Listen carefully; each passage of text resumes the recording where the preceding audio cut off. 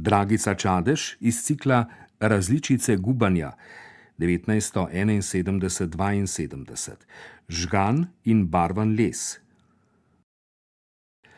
Manjša lesena skulptura visi na steni.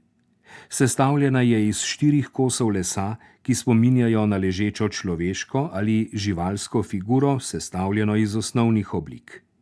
Pobarvana je z belo in črno barvo, skozi katero se še vedno vidi naravna barva lesa in njegova struktura. Avtorica skulpture je akademska kiparka Dragica Čadež, letnik 1940, ki je tudi sicer zaprisežena lesu kot naravnemu materialu z bogato tradicijo v zgodovini likovne umetnosti.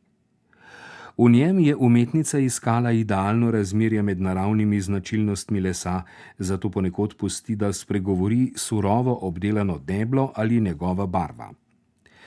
Čadeževa svoje grobo obdelane lesene skulpture še vedno oblikuje z mislijo na človeško razklanost, neprilagojenost in celo temno stran njegovega značaja. Skulptura iz cikla Različice gubanja je široka 41 cm, visoka 14 cm, v prostor pa sega 13 cm. Kompozicija stoji na ležeči kvadratni deski, ki je obešena na steno. Nanjo so prilepljeni 3 manjši kosi, ki ohranjajo naravne oblike lesa. Kosi so različnih dimenzij in oblik, v katerih z leve proti desni slutimo kocko, tristrano prizmo in kvader. Motiv na prvi pogled deluje abstraktno oziroma nepredmetno. Toda ob poglobljenem opazovanju lahko v njem prepoznamo ležečo figuro, človeško, živalsko ali izmišljenega bitja. Prvo obliko z leve namreč lahko beremo kot glavo, prizmo kot roke, kvader, ki je prečno razdeljen na 2 izboklini, pa kot noge.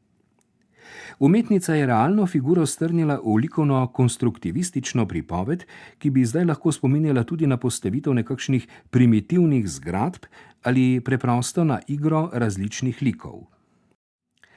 Delo izhaja iz kiparkinega zgodnjega obdobja, ko se je ukvarjala z idejo geometriziranja lesene mase ter dodajanjem živih in močnih barvnih kontrastov.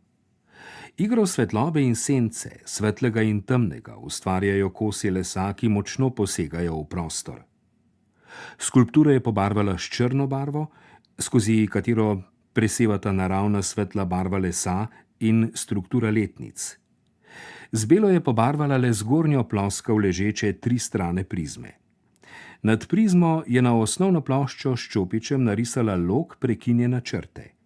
Narisan lok predstavlja ponovitev izdolbenega loka, ki kot nekakšna guba po diagonali seka levi kos lesa, torej domnevno glavo.